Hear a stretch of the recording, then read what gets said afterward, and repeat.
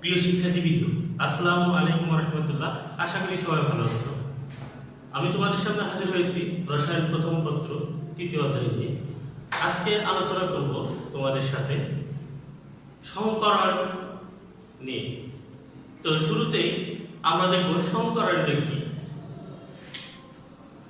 সমকরণ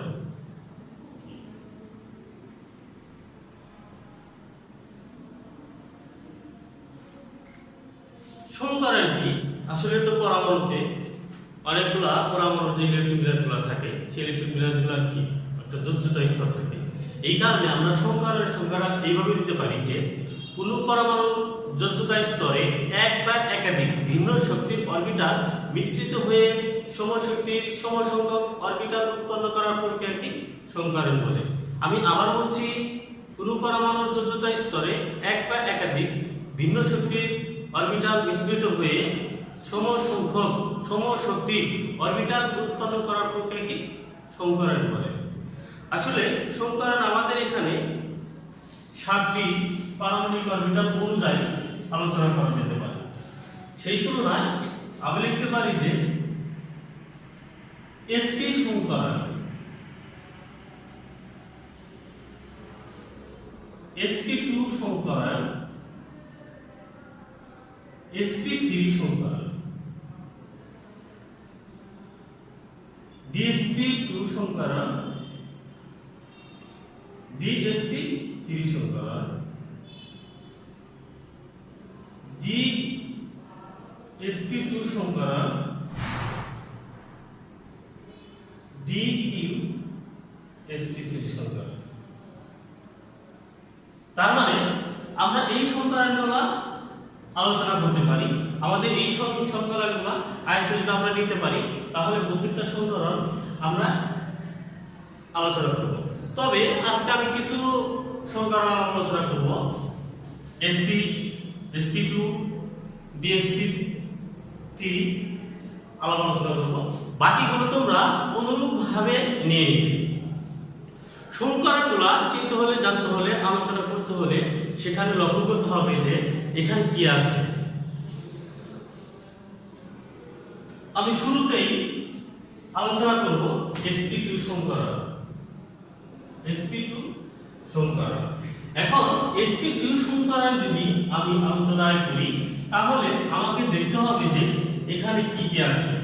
এখানে H আছে একটি, P আছে দুইটি। এখন আমার যা তৈরি হবে, টোটাল তৈরি হবে 3টি।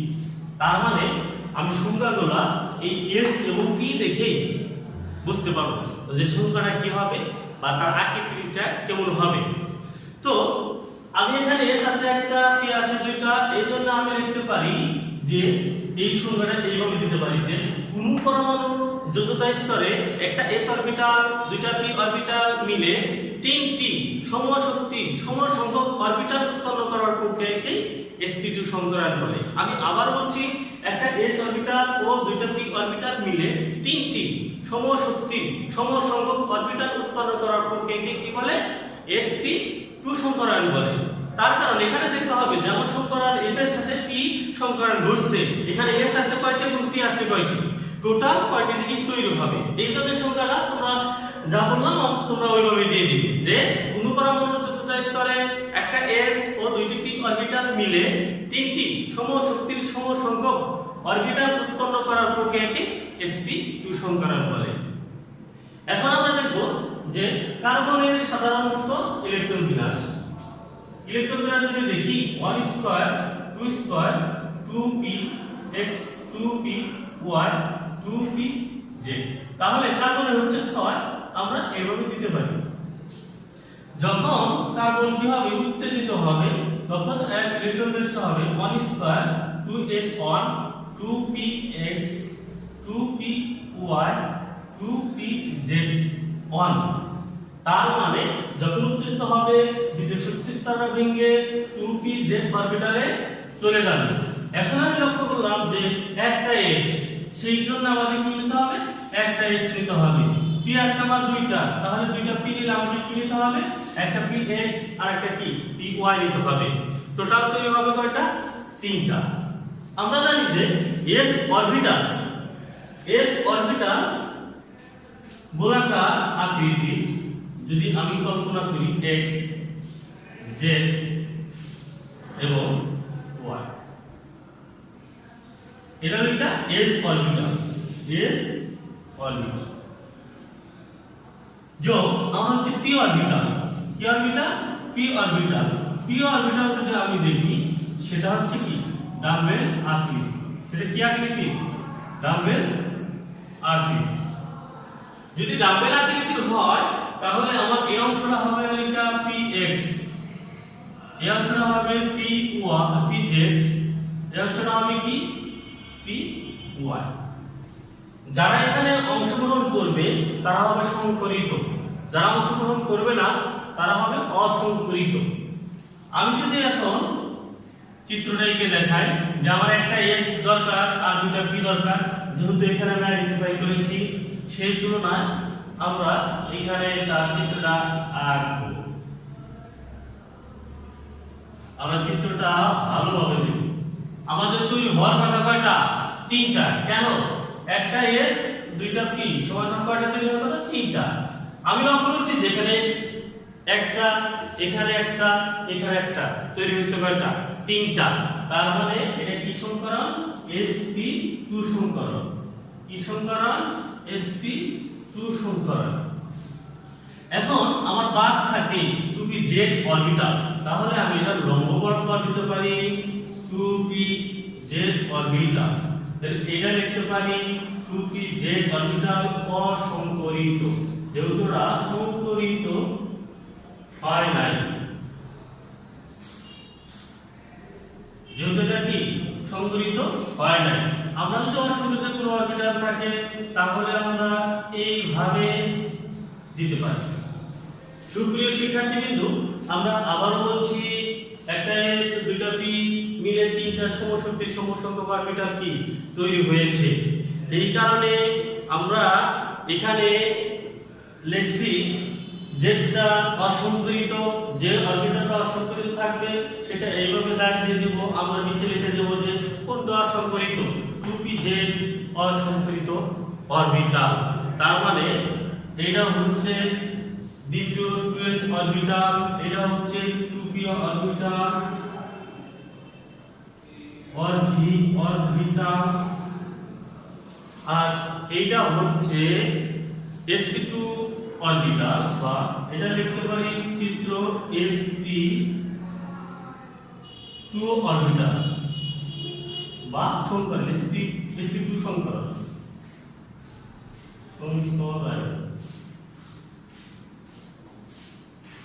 প্রিয় শিক্ষার্থী, তোমরা এটা অবশ্যই বুঝতে পেরেছো।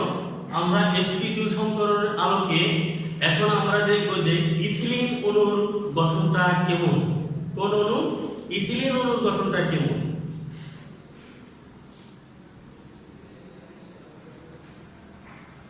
যদি আমরা এখন ইথিলিন অণুর গঠনটা দেখি তাহলে আমরা লিখতে পারি শুরুতেই ছিল কি আমার H কোথায় 2, এবং কি আমার কি তৈরি হয়েছে, এই একটা চিত্র তৈরি হয়েছে। এই চিত্রটা কি sp2 সমীকরণ, এই চিত্রটা কি sp2 সমীকরণ। এবং এই চিত্র যদি আমি তোমাদের লক্ষ্য করে যাই তাহলে এই চিত্রের বন্ধন কোণ হচ্ছে 120 ডিগ্রি, যার আকৃতি হচ্ছে ত্রিকোণীয় আকৃতি। বন্ধন কোণ 120 এবং আকৃতি হচ্ছে ত্রিভুজ আকৃতি। কি আকৃতি, ত্রিভুজ আকৃতি।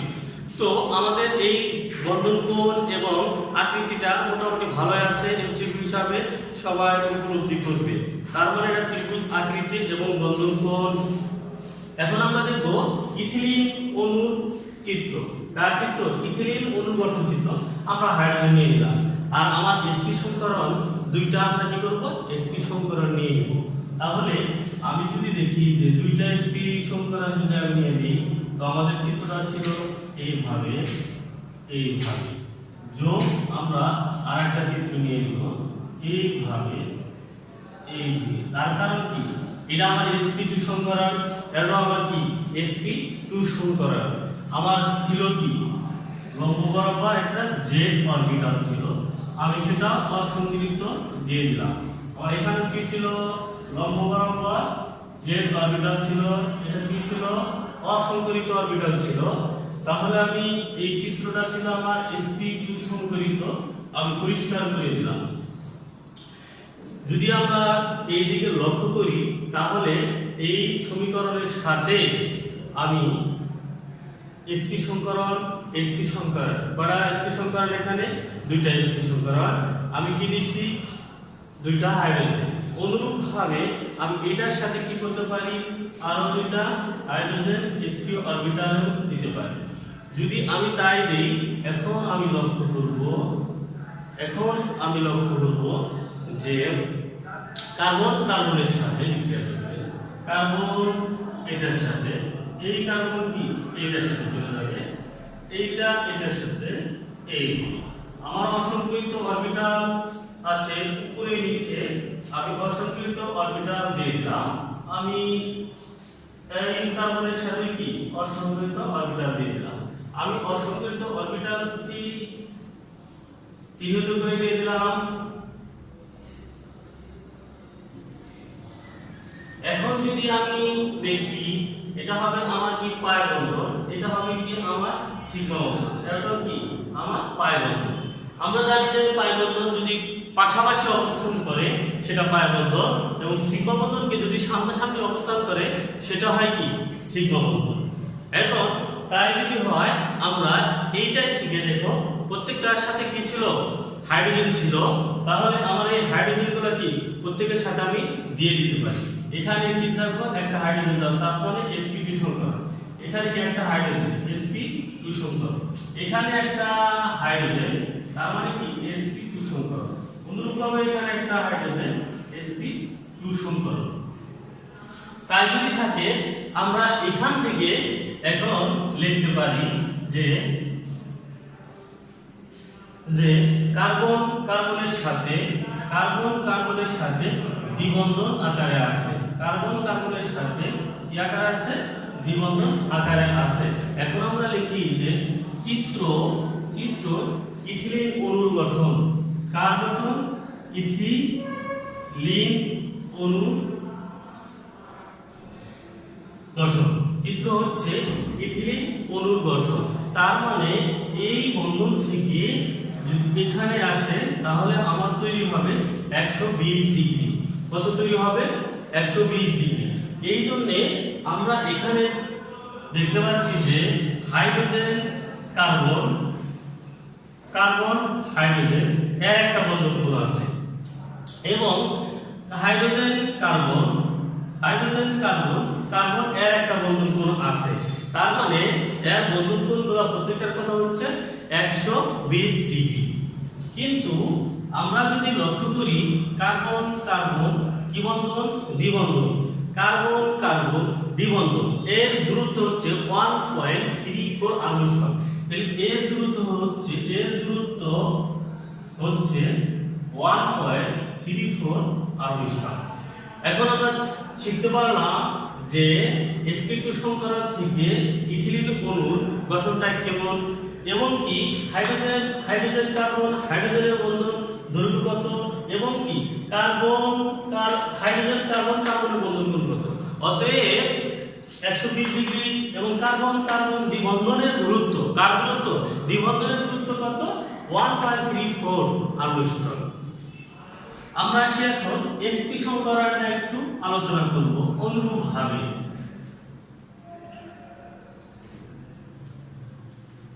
যদি আমরা লিখব sp সংকরণ, কি সংকরণ sp সংকরণ। আমরা পূর্বের মতোই সংখ্যাটা দিয়ে দিব। এখানে আছে কি s আছে একটা p আছে একটা, তার মানে আমার টোটাল তৈরি হবে কয়টা দুইটা। এই কারণে বলবে কোন পরমাণুর যোজ্যতা স্তরে একটা s একটা p অরবিটাল মিলে সমশক্তির দুইটি অরবিটাল উৎপন্ন করার প্রক্রিয়াকে কি বলে sp সংকরণ বলে। আমি আবার বলছি কোন পরমাণুর যোজ্যতা স্তরে একটা s অরবিটাল ও একটি p অরবিটাল মিলে দুইটি সমশক্তির সমসংখ্যক অরবিটাল উৎপন্ন করার প্রক্রিয়াকে sp সংকরণ বলে।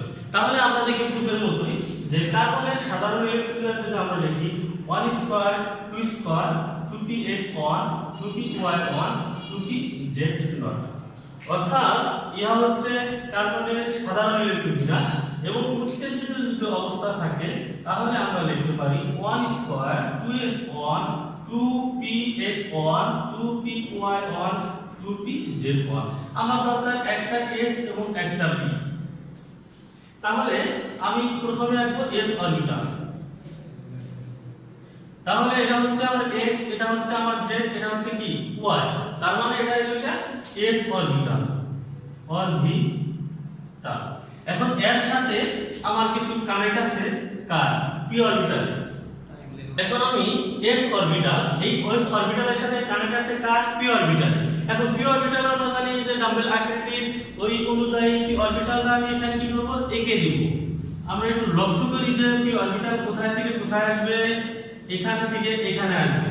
তাহলে আমরা আগে জানি এটা হচ্ছে px, এটা হচ্ছে pz, এটা হচ্ছে কি py।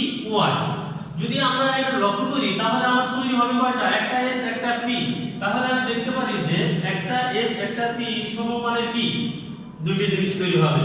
তার মানে এটা হবে কি sp সমকরণ। কি হবে sp সমকরণ। এটা হচ্ছে 2s orbital 2p orbital 2p orbital. তার কারণ এখন আমাকে 2py 2pz এখানে কি সংকরিত হয় না, সেটা কি থাকবে অসংকরিত থাকবে। আমি এইভাবে অসংকরিতগুলো দিতে পারি। আমরা অসংকরিতগুলো চিহ্নিত করি।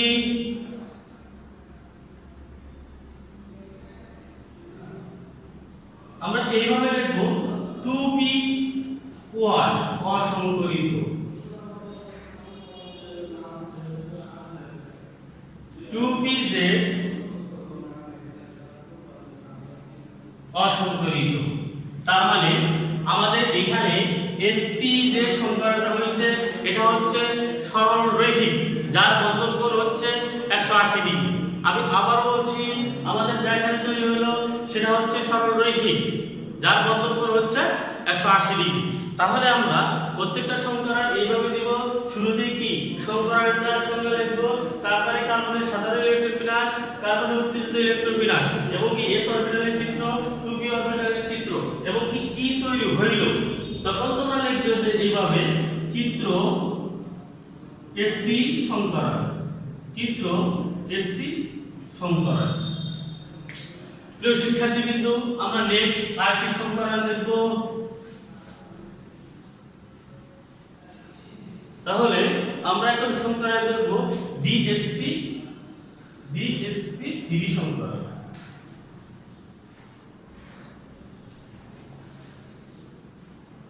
এখন DSP3 সংকরণ কাকে বলে আমরা স্বাভাবিক অবস্থায় আগের মতোই দিব।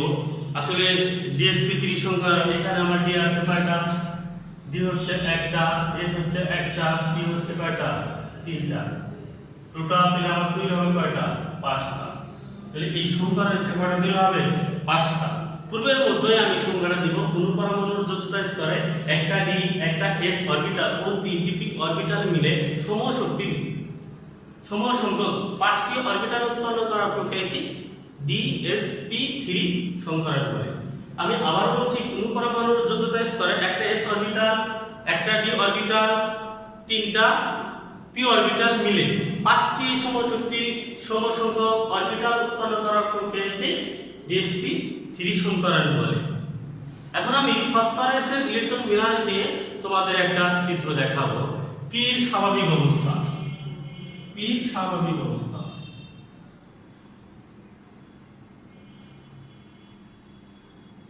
p যদি স্বাভাবিক অবস্থা হয় তাহলে আমরা কি করব, আগে তার ইলেকট্রন বিন্যাস লিখব। 1 square 2 square 2p6 3 square 3p3 এবং কি 3d নট। আমি যদি বক্স আকারে দেই তাহলে তো আমার শেষে দিকে দিতে হবে, যেহেতু এখানে কি ডি আছে।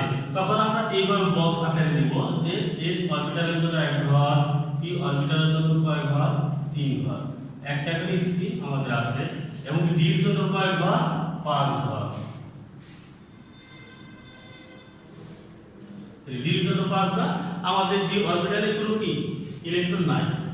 তার মানে এটা হচ্ছে এটা 3s 3p 3d। এই 3d অরবিটাল হচ্ছে ফাঁকা অরবিটাল। যদি আমি p রে কি করি, উত্তেজিত অবস্থা, কি অবস্থা,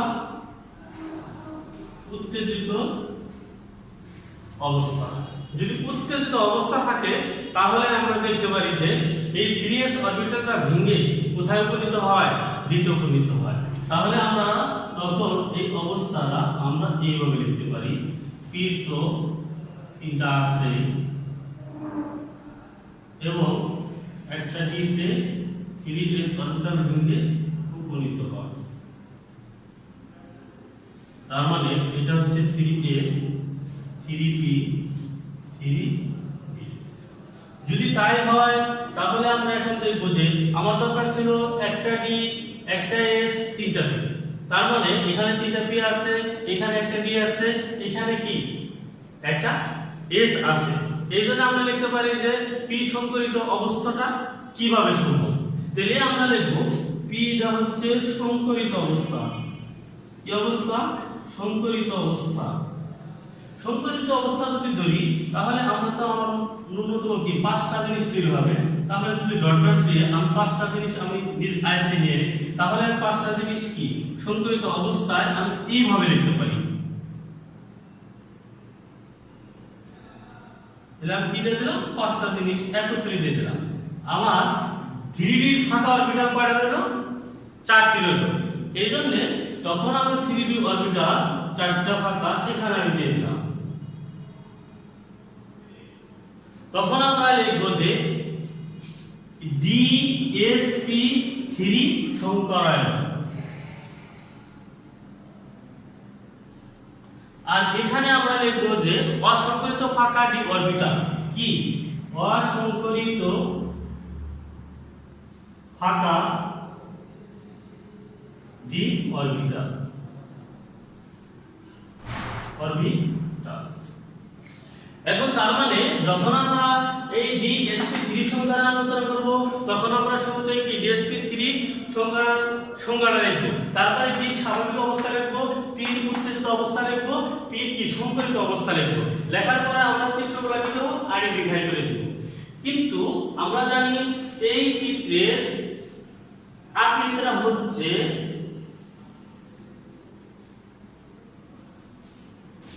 ফসফরাস পেন্টাক্লোরাইড। আমরা যদি এইভাবে নেই তাহলে আমরা দেখতে পারি Cl Cl এবং কি Cl Cl। এখন যদি আমরা দাগ টেনে দিই তার অবস্থাটা কেমন হয়, তার অবস্থাটা কেমন হয়। তার মানে এর আকৃতিটা হচ্ছে ত্রিকোণীয় দ্বিপিরামিড আকৃতি। এর আকৃতিটা কেমন হচ্ছে, ত্রিকোণীয় দ্বিপিরামিড আকৃতি। তো আমরা এটা দিতে পারি যে চিত্র ফসফরাস পেন্টাক্লোরাইড। তো সুপ্রিয় শিক্ষার্থীবৃন্দ, আশা করি তোমরা সংকরণ বুঝতে পেরেছো। আমরা যে 7টি সংকরণ ছিল সেটাতে 3টি আলোচনা করছি, 3টা অনুরূপ আর 4টি সংকরণ আলোচনা করে নিবে। সবাই ভালো থাকো, সুস্থ থাকো, আল্লাহ হাফেজ।